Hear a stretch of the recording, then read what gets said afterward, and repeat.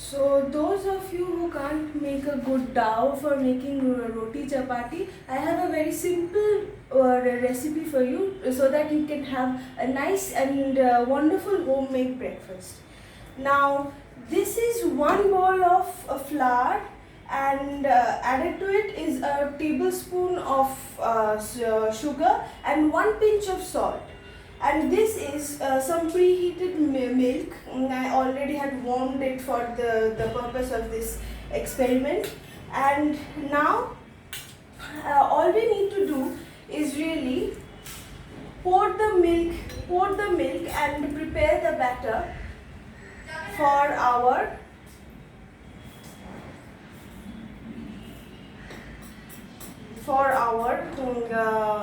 this thing is called chilka, or it is also the Bengali, or it is also known as the Bengali pancake.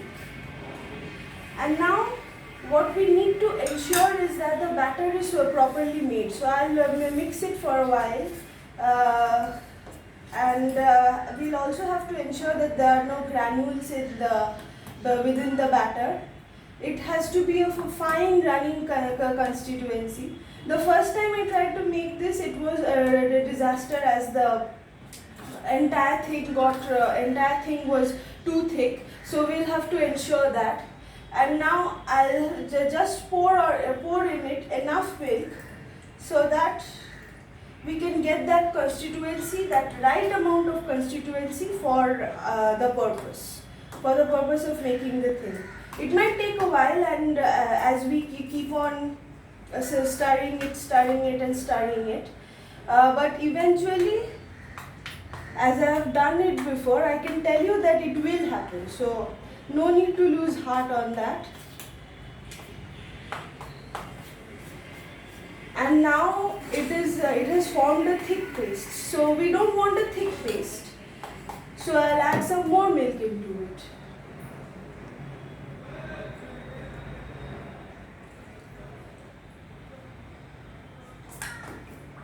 And now let me stir it again and I'm hoping that this would be the right amount of milk, not too thick, not too thin.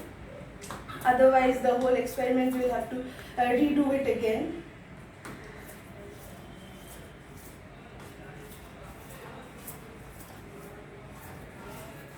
And yeah, I'll be quite proud to say that this has now formed a very nice paste, but it still has some granules in it, so we'll have to keep on stirring until those granules disappear.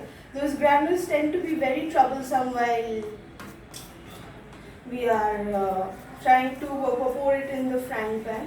And this is not even the trickiest part of the experiment. But as you get the hang of it, you will realize that it is much simpler to make than roti chapati.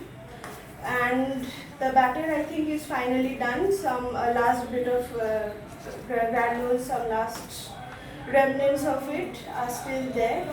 And I keep on mixing it some more. What we need, you will have to remember, is a very fine milk-like mixture which has a running constituency. You will have to see that there are still granules there. And now it's almost done. You'll need some patience while doing this. I think it takes about 5 minutes with the right amount of milk and flour. For the purposes of taste, I have also kept a bowl full of saunf or mohri. I'll add it into the batter once it is ready. Please have some patience while it is being done. And now it's almost done. You can see that this is almost done. Almost.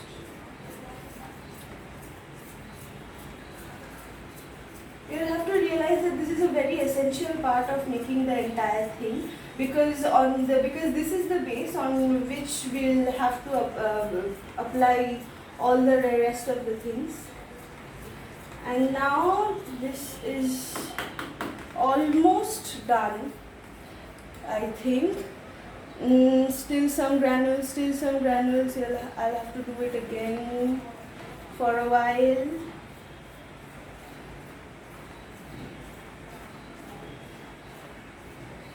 And now you may, of course, take a look at the other ingredients I have here.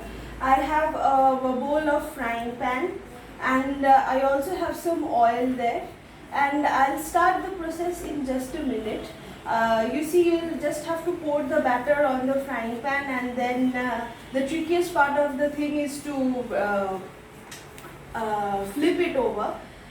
That might just be difficult for beginners, but you'll get the hang of it once you do it for I don't know, for 2 or 3 of them. You'll get the hang of it, and all this mixing, I can guarantee you that it will be a simple breakfast, but you can have it, and you can have it without any hesitation, because no added spices, also good for your health, simple milk, flour, and all that. And now this batter is alright. This batter is alright.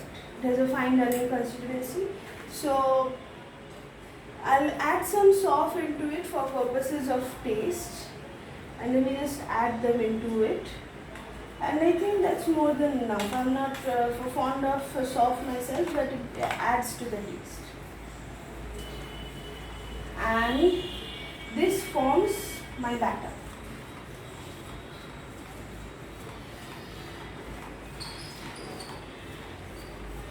And this forms my batter. Now, here, this is the frying pan. I've already put some oil into it, and we'll just move the pan around for a while, so that after we put the batter in, it doesn't get stuck on the pan. The preventive layer of oil is there to prevent it from getting stuck. And now I turn on the gas.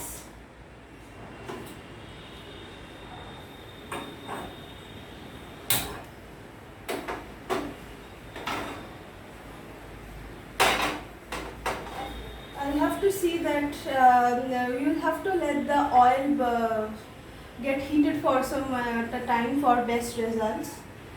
And now the entire surface of the pan is covered with oil. So now we add the mixture to it.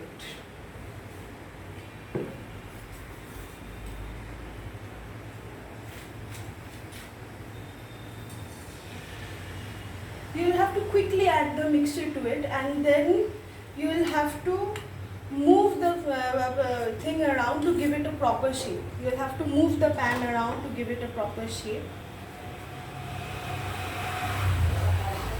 Otherwise it can get very quickly. So I will put it on a bigger flame so that it gets prepared easily. And now we'll just have to wait for a while.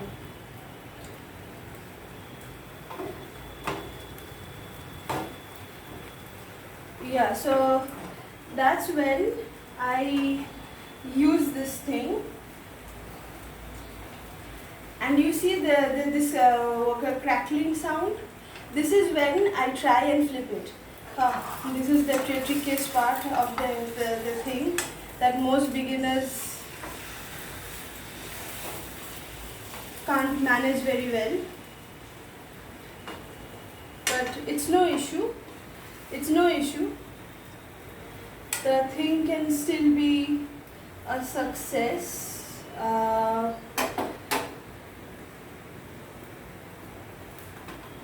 No, it's still warm to my touch.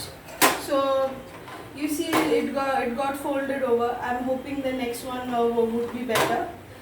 And you'll have to also see that this surface had already been prepared, and you get to know whether it has already prepared or not when this thing starts crackling. So I put it on a high flame again,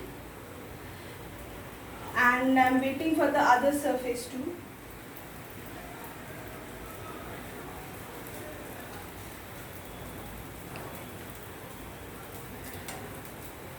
And this mixture that got added to the side of the pan, you'll just have to scrape it out after some time.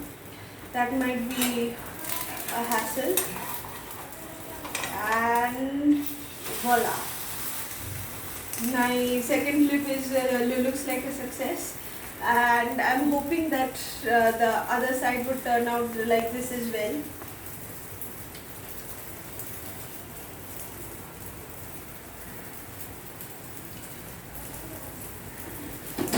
So it's almost prepared, and I think I'm going to just put it on the plate. Let me check the other side once more. Is it already done or not? Ah, yes, it's done. It's done.